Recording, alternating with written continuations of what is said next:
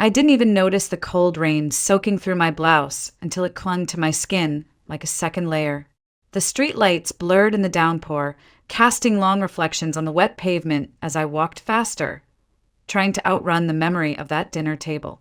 My hair was plastered to my face, my shoes squeaked with every step, but I didn't care. I just needed to get away. Only hours ago, I believed I was about to start a new chapter of my life.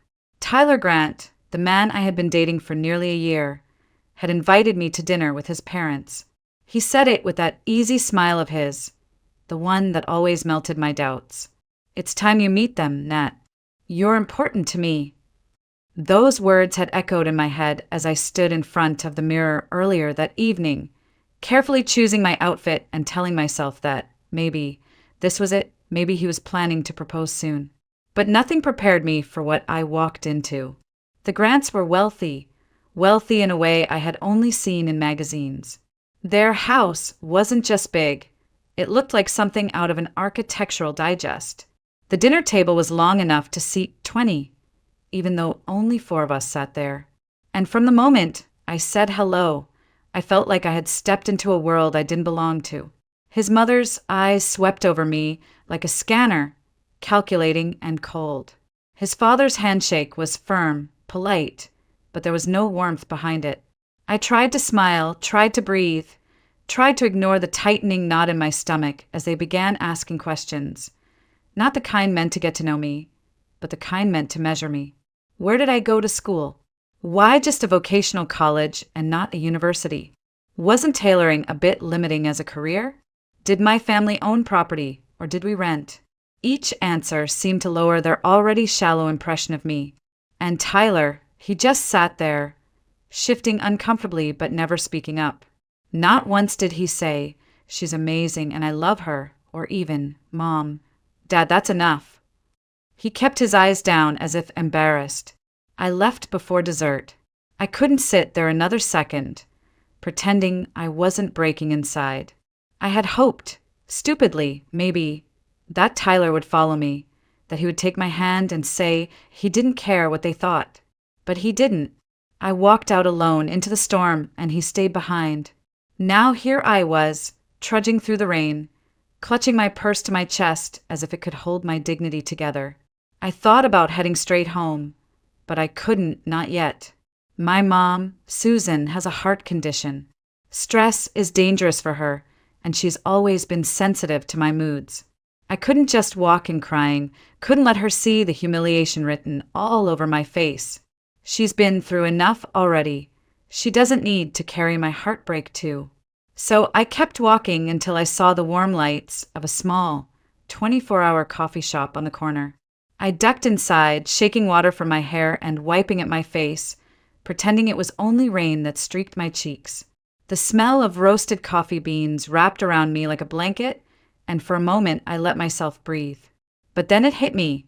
This wasn't just about Tyler or his parents. This was about me.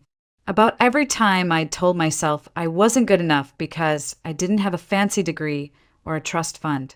About every late night I'd spent at the sewing machine, building a dream so small I thought it barely counted. And about how I'd pinned so much hope on someone who, when it really mattered, stayed silent. I curled my hands around a steaming cup of coffee and stared out at the rain. It blurred everything, cars, lights, people rushing by, but it couldn't blur the truth I was finally beginning to see. This wasn't the end of my story. Maybe it was just the brutal, messy beginning of something I hadn't yet imagined. When I was a little girl, it was just me and Mom. No brothers, no sisters, no dad waiting at the door when we came home. My father had left before I could even form a memory of him, and Mom never spoke ill of him. She just said some people aren't ready to love the way a family needs. That was all I needed to know. We lived in a modest 2-bedroom apartment on the edge of Des Moines, Iowa. It wasn't much, but it was ours, or rather, it was rented and decorated with love, which sometimes feels like the same thing. Mom worked as an administrative assistant at a small insurance firm, always juggling paperwork and phone calls with a calm smile on her face. Even on days when I could see how tired she was, she would come home, hang up her coat and ask, So, Nat, what did you dream about today? Her heart condition wasn't something I understood as a child. I just knew she would get winded climbing stairs or have to sit down when her chest tightened. As I grew older, I realized how fragile she really was and how strong at the same time. Doctors had told her years ago not to risk pregnancy because of her weak heart, but she decided life without me wasn't worth living. She always said, "I wanted you, Natalie. You were my dream before you were even born." Because of her health, I learned early on to be independent. While other kids were out riding bikes until dark, I was learning to cook simple dinners or folding laundry so Mom wouldn't have to push herself. It never felt like a burden. She had given me everything she could, and helping her back felt natural. What Mom gave me most, though, was creativity. She was the one who taught me to sew when I was 9. She had an old Singer sewing machine, loud and stubborn, that clanked and squeaked but still turned fabric into something beautiful. I remember sitting at that machine, my feet barely reaching the pedal, sewing crooked lines on scraps of old fabric while Mom clapped like I'd just finished a runway show. She would always say, "Your hands are gentle, Nat, and that means you'll make something beautiful out of this world." By the time I hit high school, I knew I wanted to design and make clothes.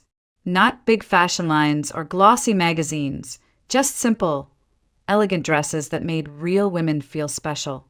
I didn't have the money or the grades for a fancy design school, but I enrolled in a vocational program right after graduation. People sometimes looked at me funny when I said I was going to be a seamstress, like it wasn't ambitious enough. But Mom's eyes would light up every time she saw me working, and that was enough. We didn't have much money, and I'll admit, sometimes it was hard. There were Christmases when the gifts were handmade and birthdays when dinner was just spaghetti and bread. But we laughed a lot. We made jokes about our squeaky old couch, painted the kitchen cabinets ourselves one summer, and turned the living room into a makeshift runway when I finished my first real dress. Still, there were nights when I could hear Mom crying softly in her room, trying to be quiet so I wouldn't notice. I knew she worried about the future, about what would happen if her heart got worse, about how I'd take care of myself if something happened to her. And even though I was young, I promised myself I'd find a way to make life better for us. That promise is why I worked so hard, why I took extra shifts at the alteration shop, why I rarely went out. Meeting Tyler felt like the universe rewarding me for all of that effort. He made me feel seen, like someone finally understood that I wasn't just some girl with a sewing machine. And maybe that's why his silence at dinner hurt so much, because it shattered not just the idea of him, but the idea that all my hard work had finally brought me to someone who valued me. Mom didn't know any of this yet. She only knew I'd gone out to meet someone important and hadn't come home with the glow she expected. She was waiting, fragile and hopeful, completely unaware that her daughter's heart had just been cracked open. But I wasn't ready to tell her not yet. She had enough on her plate, and soon I'd find out she had more to face than either of us realized. I still remember the first time I met Tyler Grant like it was yesterday. It was at a small fundraising dance my friend Lily had begged me to attend. I almost didn't go.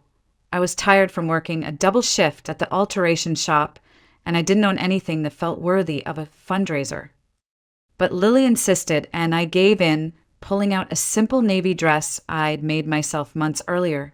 The venue was beautiful, string lights wrapped around pillars, soft jazz floating through the air, people mingling in suits and dresses that cost more than my monthly rent. I felt out of place the moment I walked in, clinging to a plastic cup of punch like it was my shield. And then Tyler walked over. He wasn't like the others, not at first glance. He didn't flash that arrogant smirk I'd seen on some of the guys there. Instead, he had this warm, confident smile, like he actually wanted to talk to me. His dark hair was neatly styled, his suit obviously custom, but there was something easy about him. "Is this your first time at one of these?" he asked, leaning slightly so I could hear him over the music. I nodded, smiling nervously. "Is it that obvious?" He grinned. "A little, but that's not a bad thing." Sometimes the people who don't belong at these things are the most interesting ones here. I laughed, feeling an unexpected spark. We talked for what felt like hours that night about my job, his studies at a business school, our favorite places to eat in the city. He didn't seem fazed when I said I was a seamstress. In fact, he looked impressed. You actually make clothes? That's amazing. I can barely sew a button back on. From that night, things moved quickly. He called the next day, took me out for coffee, then dinner, then movies. Tyler had this energy about him. Like life was a game he'd already figured out how to win. He came from money. That was clear, but he never rubbed it in my face. He drove a nice car, wore watches worth more than my entire wardrobe, but he still laughed at my thrift store jokes and claimed he liked my home-cooked meals better than anything fancy. For months, I let myself believe I'd found someone who saw me, really saw me. Someone who didn't care that I didn't have a degree from some big-name university or a family name worth dropping at cocktail parties. But there were small signs I ignored, like how he never really invited me to his family's gatherings, or how he changed the subject when I asked about his parents. They're private, he'd say. You'll meet them eventually. And I held on to that eventually like it was a promise. I imagined meeting them and proving I was worthy, that I wasn't just some girl with a sewing machine, but someone who could build a future with their son. Tyler seemed to like my independence, at least on the surface. He'd watch me work late at the shop, sometimes stopping by to bring me coffee, saying, "You're the hardest working person I know." Those moments felt real. He even talked about travel plans, New York for the holidays, maybe a road trip next summer. I thought he was serious about us. Looking back, I wonder if he ever was. Because when he finally said, "It's time you meet my parents," I thought it meant he was ready to take the next step. But maybe it was just a box he needed to check off. One more thing to make his life look complete. I told Mom the night before the dinner. She smiled so big it nearly brought tears to my eyes. "See, I told you good things happen to good people, Nat," she said, touching my cheek softly. I didn't tell her how nervous I was about impressing his parents, about not being enough. The truth was I was terrified, but I wanted to believe in Tyler, in us. That's why I said yes, why I put on that soft peach blouse I'd sewn myself, why I rehearsed polite conversation in my head on the way there. I had no idea how much that one night would change everything. When Tyler told me his parents wanted to meet me, my first reaction was excitement, quickly followed by panic. "Friday night at our family place," he said casually, like it was no big deal. "Just dinner, Nat. They'll love you." I smiled and nodded, but inside I felt the weight of it settle like a stone in my stomach. His parents owned multiple businesses across Iowa, auto dealerships, real estate investments, even a stake in some tech company. They weren't just comfortable. They were the kind of wealthy that made headlines when they donated to charities. And me? I was just a girl who fixed wedding dresses and hemmed pants for people who couldn't afford to buy new ones. Still, I tried to look on the bright side. Maybe they'd see how hard I worked, how independent I was. Maybe they'd see I cared for Tyler for who he was, not for what he had. Friday came with a steady drizzle that refused to stop all afternoon. I wore a soft blue dress I'd made from a discounted fabric bolt months earlier, simple yet elegant, paired with modest heels. I couldn't afford a taxi and Tyler had been tied up at work, so I decided to take the bus across town. That's when I saw her. The bus was nearly empty, but at the front, a frail woman in a tan coat and knitted hat stood, clutching an old fabric bag. She was arguing quietly with the driver, her voice trembling. "I just need to get to the hospital. My grandson's there. I'll pay you back tomorrow, I swear." The driver shook his head. "Ma'am, I'm sorry, but I can't let you ride without fare." People looked away, pretending not to hear, but I couldn't. Something about the way she stood there, trying so hard to maintain her dignity, even as tears welled in her eyes, hit me in the chest. I stood up and walked over, fishing out enough for 2 fares. "Here," I said softly, handing the driver the bills. The woman turned to me, startled. "Oh no, sweetheart, I can't. It's fine," I said, smiling. "Just sit down. You said hospital, right? Which one?" She hesitated, then whispered, "Mercy General. My grandson had an accident. They say he'll be okay, but I need to be there." I nodded. "Then you definitely shouldn't be standing here arguing." For a moment, something like relief crossed her face, and she grasped my hand. "Thank you. I don't know how to repay you." "You don't have to," I replied, moving back to my seat. She sat across from me, still holding her bag tightly. After a moment, she spoke again, her voice quiet but warm. "I'm Jeanette Miller, and you are?" "Natalie. Natalie Cooper." She smiled faintly. "Natalie, you've got a kind heart. The world doesn't see enough of that anymore." We rode in silence for a while after that, the only sounds the hum of the bus and the rain tapping against the windows. She got off 3 stops before mine, turning to wave at me. "I'll remember this, sweetheart," she said. I smiled back, thinking it was just something people said. At the time, I had no idea how much that moment would matter. By the time I arrived at the Grand Estate, the drizzle had turned into a full downpour. Their house loomed like a mansion straight out of a movie, columns, landscape gardens, even a fountain at the front. I paused at the gate, took a deep breath, and told myself to hold my head high. I could do this. Inside, I wiped raindrops from my dress, rehearsing polite greetings in my head. Smile, shake hands, compliment the home. Don't talk too much about work unless they ask. I thought the hardest part of the evening would be my nerves. I didn't realize it would be something far worse. Something that would make the bus ride, the rain, even the worry about my dress seem so small. The butler, I didn't even know people actually had butlers, opened the door and ushered me into a foyer so big it could have held my entire apartment twice over. Marble floors, a chandelier dripping with crystal, and a staircase that curved like something out of a historical drama.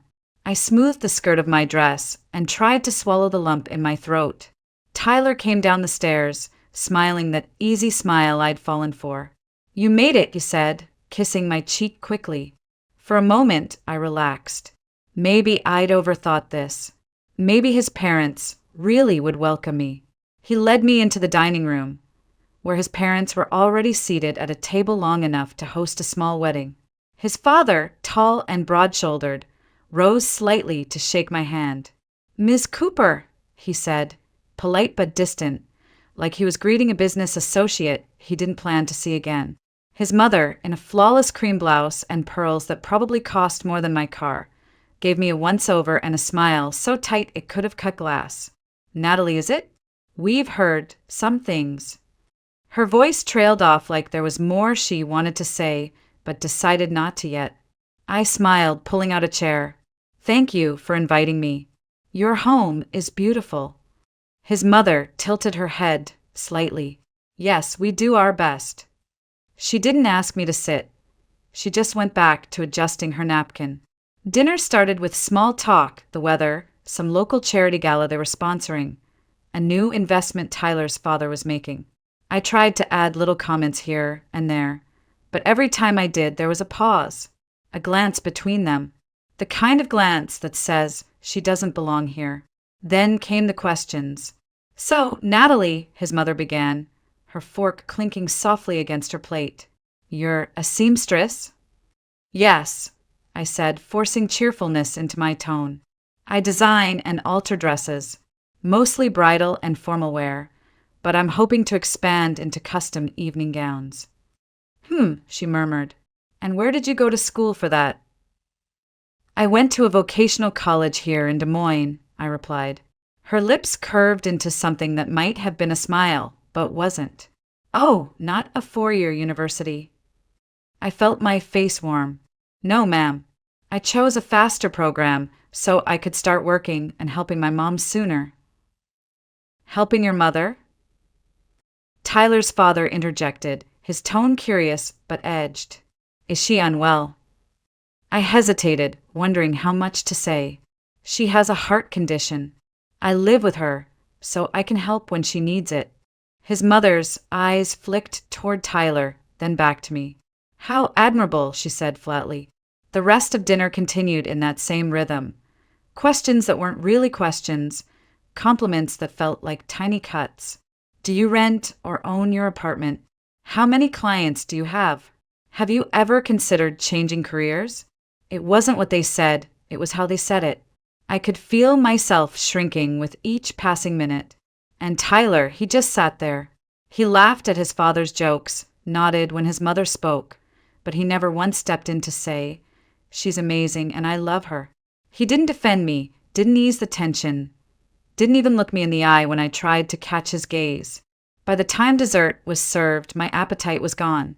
I placed my napkin on the table and forced a smile. "Thank you so much for dinner.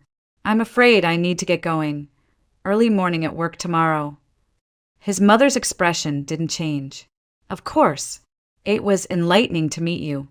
I stood, clutching my purse, waiting, hoping for Tyler to follow me, to at least ask if I was okay.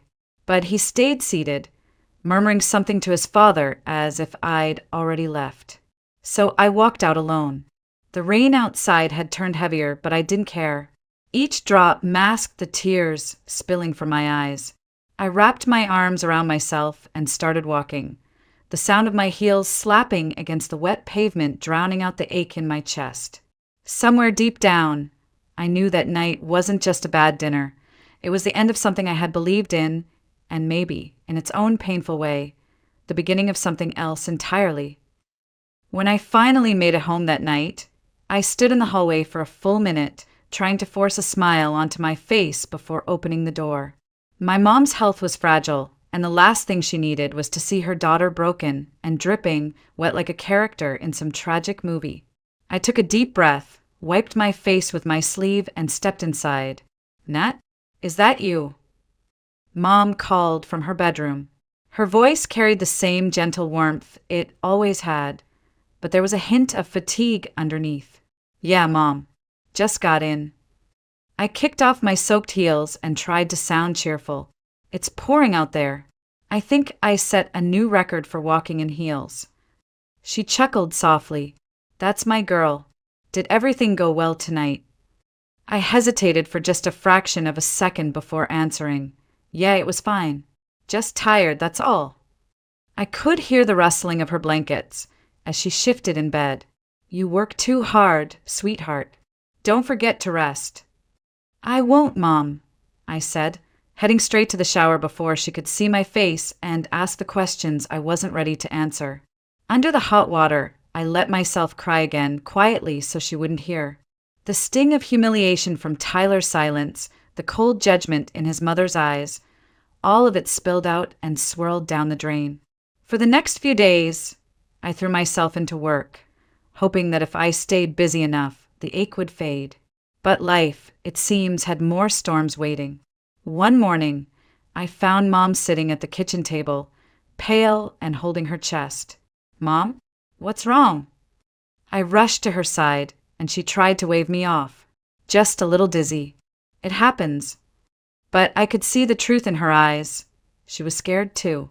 We went to her cardiologist that afternoon, and after several tests, we were referred to a specialist at Mercy General. He was kind but direct. "Your mother's condition has worsened significantly. The medication is no longer enough. She needs surgery, and soon." My heart dropped. "Surgery? How soon?" "Within the next month, ideally within weeks. Without it, her risk of heart failure increases drastically."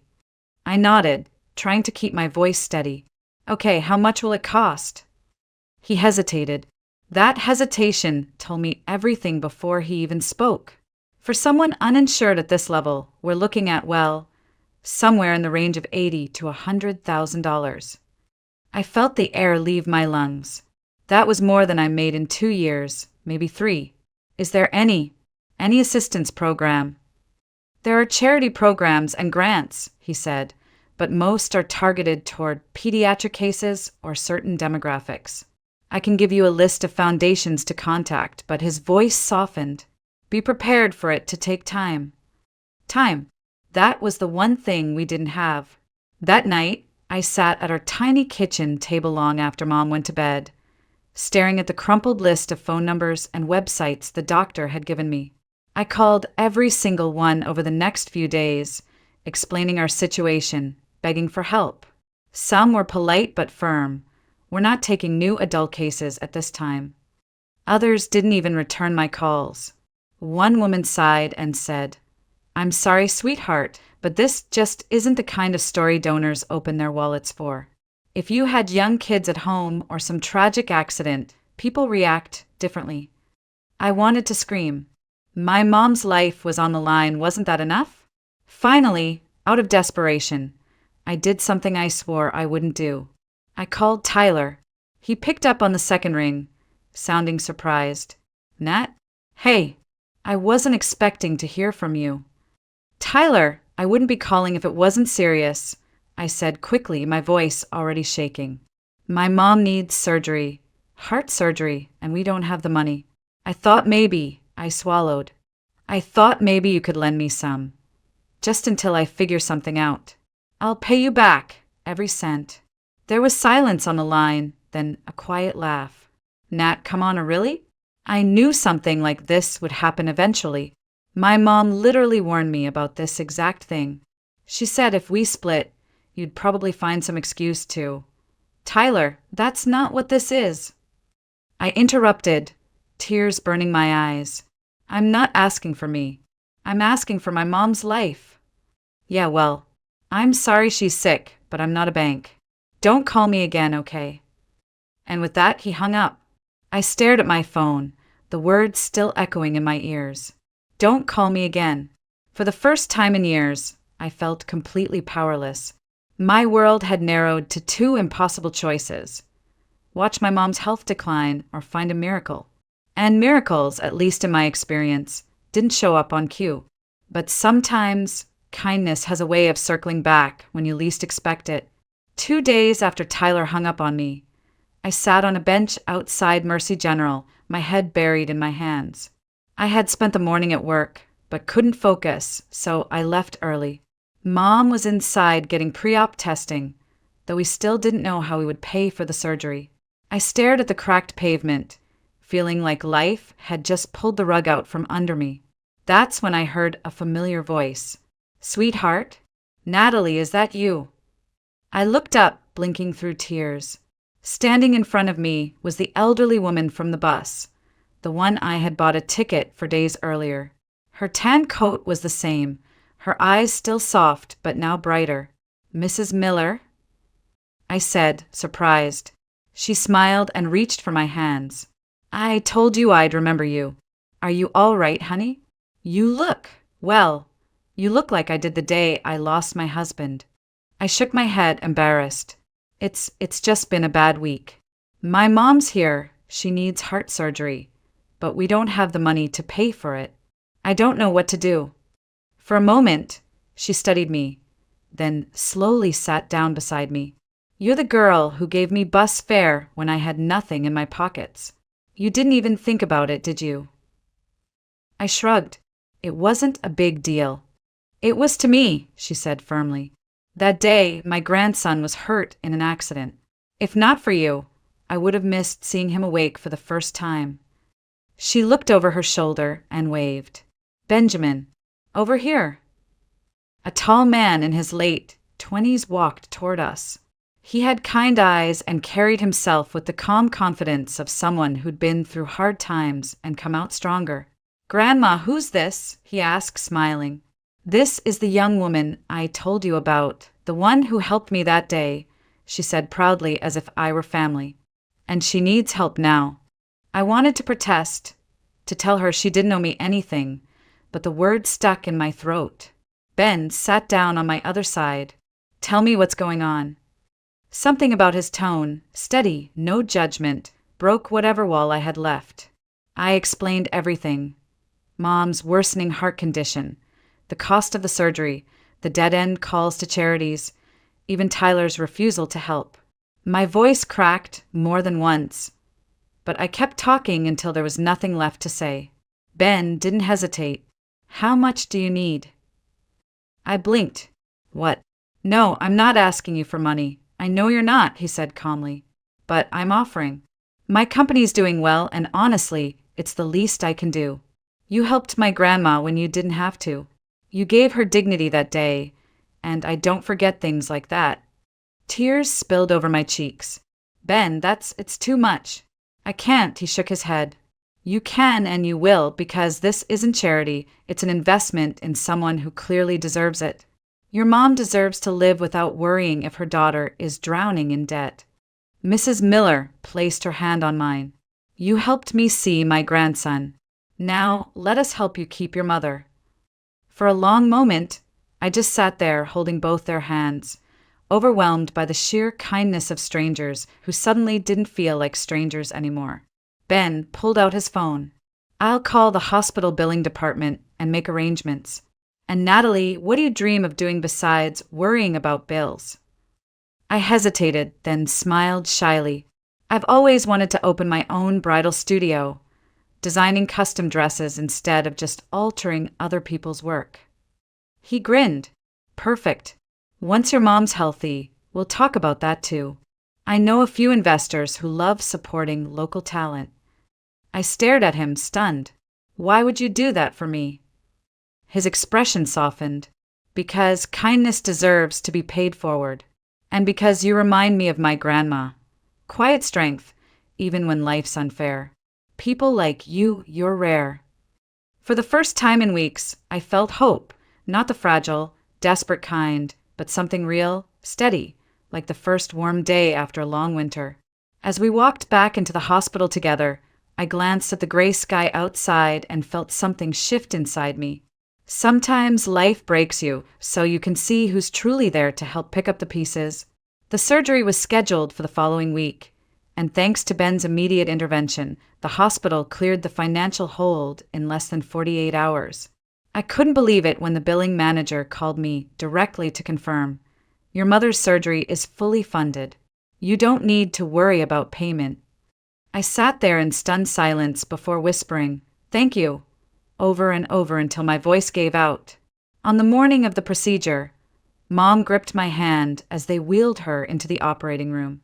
Natalie, she said softly, don't let this scare you. Life has a way of turning pain into something beautiful. You just have to let it. I smiled, though tears blurred my vision. I'm not scared, Mom. Not anymore. The surgery lasted 6 hours. I paced the waiting room, clutching my phone like a lifeline. Ben and his grandmother stayed with me the entire time, bringing coffee, making quiet conversation, even distracting me with funny stories about Ben's childhood mishaps. It felt surreal how only a week earlier they were strangers, and now they were a lifeline. Finally, the surgeon walked out with a tired smile. It went perfectly. She's stable and resting.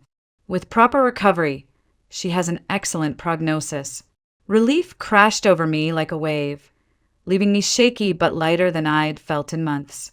I thanked him, thanked every nurse in sight, and then collapsed into a chair, crying, not from fear this time, but from sheer gratitude. The next few months passed in a blur of hospital visits, medication schedules, and slow recovery milestones. Mom grew stronger each week, her cheeks gaining color, her laugh coming easier. Only after 3 months did her doctors confirm she could return to her normal daily routine. She kept saying, I feel like I've been given a second life. True to his word, Ben didn't disappear after writing a check. He visited often, bringing flowers for Mom and coffee for me, asking about my dream studio like it wasn't just idle conversation. One afternoon, while Mom was napping, he sat at our tiny kitchen table, spreading out some documents. I wasn't kidding about investing in your future, Natalie, he said. I know you want your own bridal studio. I want to help you make it real. I stared at him, stunned. Ben, you've already done too much. He smiled. You call saving a life too much? This is nothing. I've seen your work. It's incredible. You don't just sew. You create moments people never forget. You deserve the chance to do it your way. It took some convincing, but eventually I said yes. Not because I wanted charity, but because I finally believed I was worth believing in. 9 months after my mom had fully recovered, Cooper Bridal finally opened its doors in a cozy downtown space. It had taken months of planning, licensing, renovations, and building my client list, but at last the dream was real. Mom stood beside me at the ribbon cutting, tears in her eyes, holding a bouquet Ben had given her. That day, as I looked at the small crowd cheering us on, friends, clients, even Ben's grandmother, I realized something profound. Family isn't just who you're born to. It's who shows up when everything falls apart.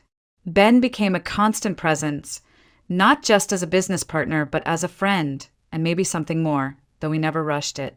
There was comfort in the slow, steady way our connection grew, rooted in trust rather than infatuation. One afternoon, a young bride-to-be came into my shop, shy and quiet, saying she didn't feel beautiful in anything she tried on. I worked with her for weeks, creating something just for her. When she finally tried on the finished gown, she burst into tears.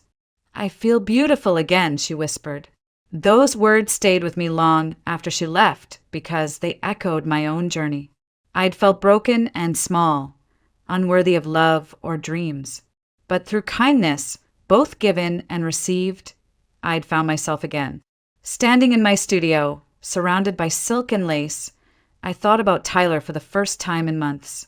Not with anger, not with regret, but with a kind of distant gratitude. If he hadn't failed me, I might never have walked the path that led to this life, these people, this healing. Sometimes heartbreak isn't the end. Sometimes it's the push you need to discover where you truly belong.